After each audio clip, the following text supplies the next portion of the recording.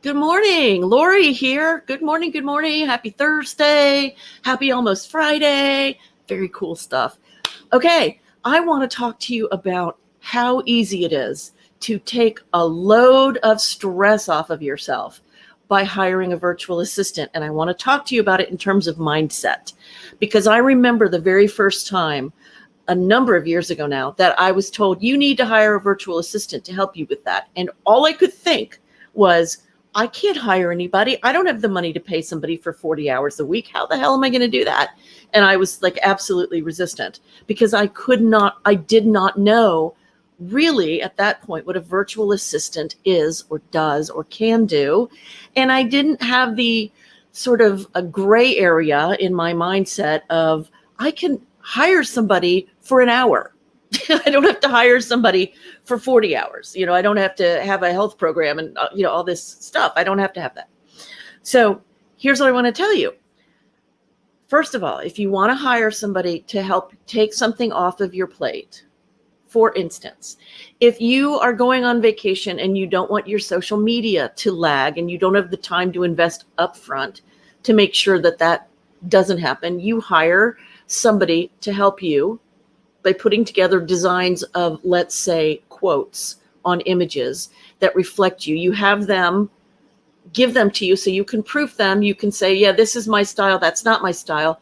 Okay. And then you have them post it through your Buffer or your Hootsuite, whatever it is. You can get that help, and it should take no longer than really maybe 2-3 hours. And if you get a VA to help you, that's one that you really click with, we can be talking anywhere from $15 an hour to I'm going to say maybe 30.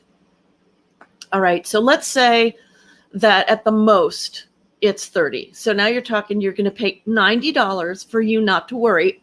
Excuse me, for you not to worry while you're on vacation. Somebody who can help you in that way is really awesome. Now, what else can you hire a VA for? Well, anything.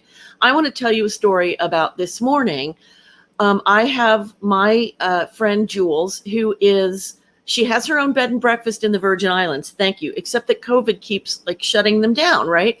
So this is how I met Jules. Now, Jules is a high-powered, like CFO, high-powered financial guru. And here she is helping me with setting up stuff that has to do with administrative. She's a goddess. And this is called using what you got to get what you need. So I really needed help with setting up the contract for my business. And so we spent an hour and a half this morning doing that, and boom, I'm ready. Hour and a half, and she's not charging me a lot. So I get for $35. I just got my entire agreement for my 1 year program taken care of. We did it together. We're good. Boom. Now, is that not better? That 1 hour, that $35, is that not better than, oh dear God, I'm overwhelmed. I need an attorney. I don't know what to do. She has a lot of experience with legal as well. There are so many alternative ways to do things that are not going to cost you $1 million, that are not going to make you lose your mind. And it's so important to start to see things that way, to start to ask yourself, what is another way I can do this? Using a virtual assistant is absolutely the bomb.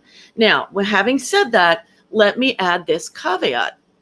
When you're working with somebody, you want to make sure it is somebody that you can trust. So if you are starting that relationship, you want to make sure that you start with something that is not sort of the core of your business, something that if they screw it up, your business is done, right? I mean, that may sound obvious, but I think it's worth stating. Second of all, you want to always know that this stuff is your responsibility, right? So whatever they do, you've got to go and look it over. You've got to have oversight on what they're doing, which means you have to understand what they're doing. This whole idea of just giving all of your work away and go, make this happen, make this happen. You're making them the boss of your business, of that part of your business.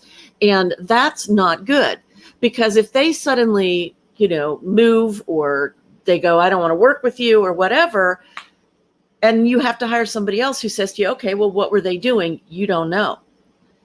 That is a terrible place to be in your business. It chips away at the foundation of your business. So I really highly, highly, highly recommend that no matter what you do with hiring somebody, that you to help, whether it's like an hour or it's 30 hours, doesn't matter. But you are going to have to find out if this person is your kind of person, if they have the same sort of style that you have in terms of how they approach their work. Are they responsible in the same way that you understand responsibility? And are they, in terms of personality, can you communicate? Do you communicate well? Right? So you might want to give them a 1 hour trial with something and say, here, I'd like you to do this. See how quickly they get it to you. See if they are really good at communicating with you about it. If they have, are they asking the questions, or are they just doing this thing and doing it wrong and then turning around and saying, oh, well, I just assumed because, and I didn't want to bother you by asking. Bother me. This is my business. This is what I am doing. This is my life. I need it to be, according to the quality of who I am and what I want.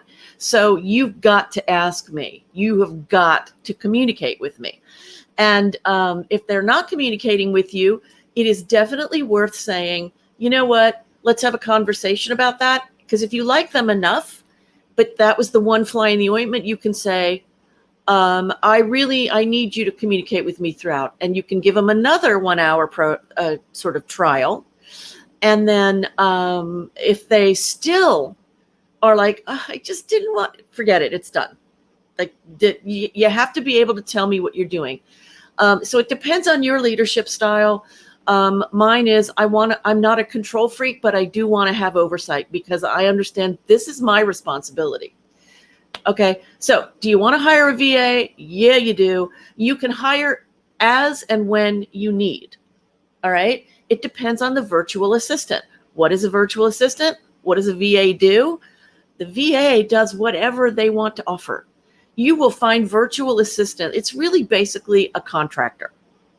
So contractors can do anything, right? They can do website building. They can do graphic design. They can do financial stuff. They can set up email campaigns. I mean, you name it, there's somebody out there who can help you. And if you really want to delve in and make the best use of a really good virtual assistant, you might want them to teach you just enough about what they've done, so that if they drop off the face of the planet for some reason, you still have that control. It's a good thing. Where do you find a virtual assistant? Find them on Upwork.com, UPWORK.com. The prices will vary. They'll be all over the place, just everywhere. Everywhere from like $8 an hour up to like 60 or more. It just depends on what you want. Do you want copywriting? It's going to be more. Do you want your website stuff? It's going to be more. And the other place you can find people is hiremymom.com. So there you go. I hope this has all been really helpful to you. Don't hold back from hiring somebody to help you get you over the humps as you're walking forward. Okay? Peace out. See you later.